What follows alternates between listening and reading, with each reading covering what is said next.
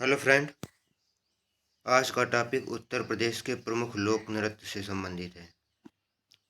आज हम लोग उत्तर प्रदेश के विभिन्न भागों में आयोजित होने वाले लोक नृत्यों का अध्ययन करेंगे और साथ साथ उन्हें याद भी करते चलेंगे।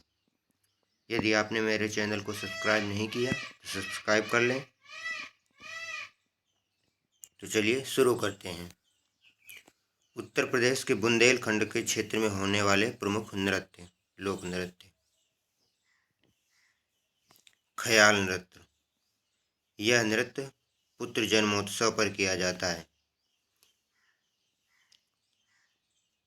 इसे याद करने का सबसे अच्छा तरीका है कि बुंदेलखंड में बारिश बहुत कम होती है, तो इससे हम ये अनुमान लगा सकते हैं कि वहाँ के लोग बारिश के ख्यालों में डूबे रहते हैं। कब बारिश होगी, कब अच्छी फसल होगी, इस तरह से हम ये याद कर सकते हैं कि वहाँ के लोग पानी कम होने की वजह से, बरसात कम होने की वजह से ख्यालों में डूबे रहते हैं, इसलिए वहाँ पर ख्याल नृत्य होता है। इस तरह से हम ट्रिक से याद कर सकते हैं। दूसरा नृत्य है बी नंबर, धुरियाँ नृत्य।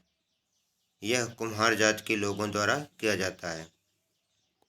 तीसरा नंबर है सैरा नृत्य। सैरा गाया जाता है और उसके साथ नृत्य किया जाता है। यह फसल काटने के समय किया जाता है।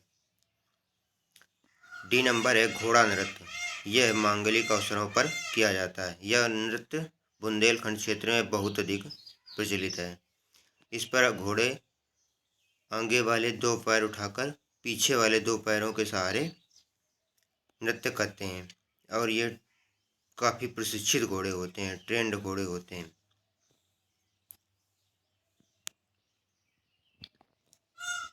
अगला नृत्य है देवी नृत्य। ये बहुत इम्पोर्टेंट नहीं है। अगला नृत्य है राई नृत्य। यह महिलाओं द्वारा जन्माष्टमी पर गाया जाता है। यह वेरी इंपॉर्टेंट नृत्य है, इसे जरूर याद रखें। राई नृत्य।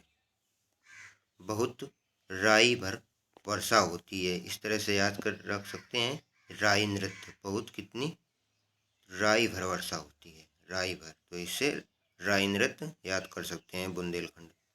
बुंदेलखंड में सबसे कम वर्षा होती है उत्तर प्रदेश में क्षेत्र में, तो इससे हम याद कर सकते हैं राई नृत्य, राई भर वर्षा होती है।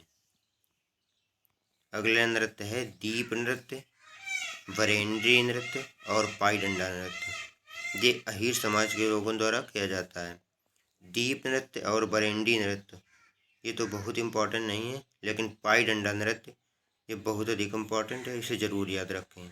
अहीर समाज के लोगों द्वारा किया जाता है दीप नृत्य, बरेंडी नृत्य और पाईडंडा नृत्य। कार्तिक नृत्य। कृष्ण गोपी बनकर यह नृत्य किया जाता है। वहाँ के लोग, महिलाएं और पुरुष कृष्ण और गोपी बनकर यह नृत्य करते हैं, इसे ही कार्तिक नृत्य कहते हैं। तो बुंदेलखंड के सभी नृत्य इस तरह से समाप्त होते हैं। अब अगला नृत्य है ब्रज क्षेत्र के प्रमुख नृत्य हैं। अब ए नंबर, रास नृत्य, रासक दंड नृत्य, मयूर नृत्य, घड़ा नृत्य और लठमार होली नृत्य ये ब्रज क्षेत्र के नृत्य हैं। इससे याद करने की प्रमुख ट्रिक है कि भगवान श्री कृष्ण रास लीला करते थे, तो इससे हम याद कर सकते हैं रास नृत्य और रासक दंड नृत्य। और भगवान श्री कृष्ण अपने मोर मुकुट लगाते थे, मुकुट पे मोर लगाते थे, मोर पंख, तो इससे याद कर सकते हैं मयूर नृत्य। और घड़ा नृत्य को याद करने का सबसे अच्छा तरीका है कि गोपिकाएं जब पानी लेकर आती थी घड़े में, तो उसे भगवान श्री कृष्ण फोड़ देते थे, तो इससे याद कर सकते हैं घड़ा नृत्य। इस तरह से रिलेट करके ये चारों हम याद कर सकते हैं, रास नृत्य, रासक दंड नृत्य, मयूर नृत्य और घड़ा नृत्य। और लठमार होली नृत्य तो ये तो सभी को पता ही है, बहुत अधिक प्रचलित है लठमार होली नृत्य। बी नंबर है झूला नृत्य। श्रावण मास में मंदिरों में किया जाता है। तो झूला नृत्य इसको इस तरह से याद कर सकते हैं कि वहाँ का जो मधुबन है, वहाँ पर भगवान श्री कृष्ण गोपिकाओं के साथ रास रचाते थे और गोपिकाएं झूले में वहाँ पे झूला झूलती थी मधुबन में, जब भगवान वहीं पर रास रचाते थे। तो इस तरह से हम याद कर सकते हैं रिलेट करके झूला नृत्य। चरकुला नृत्य, ये बहुत इंपॉर्टेंट है। झूला नृत्य और चरकुला नृत्य, ये दोनों बहुत इंपॉर्टेंट हैं।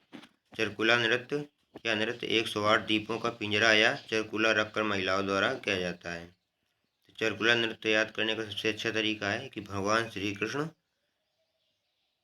गाय चराने जाया करते थे। चराने से चरकुला नृत्य, चराने जाया करते थे, तो इससे रिलेट करके याद कर सकते हैं चरकुला नृत्य। तो इस तरह से ब्रज क्षेत्र के प्रमुख नृत्य हो गए। अब पूर्वांचल क्षेत्र के प्रमुख नृत्य। नटवरी नृत्य आहिर समाज के लोगों द्वारा किया जाता है। भगवान श्री कृष्ण को नटवर कहते हैं, तो इससे इसे मथुरा वृंदावन का ना समझें, ये पूर्वांचल का है। नटवरी नृत्य आहिर समाज के लोगों द्वारा किया जाता है। नटवरी नृत्य पूर्वांचल क्षेत्र में। पूर्वांचल के प्रमुख नृत्य हैं सभी। नटवरी नृत्य, कटघोड़वा नृत्य, नटवरी नृत्य, कटघोड़वा नृत्य और धोबिया नृत्य धोबी समाज के लोगों द्वारा किया जाता है। और चौरसिया नृत्य, ये चारों बहुत इंपॉर्टेंट हैं, अक्सर पूछे जाते हैं। तो नटवरी नृत्य, कटघोड़वा नृत्य, धोबिया नृत्य और चौरसिया नृत्य।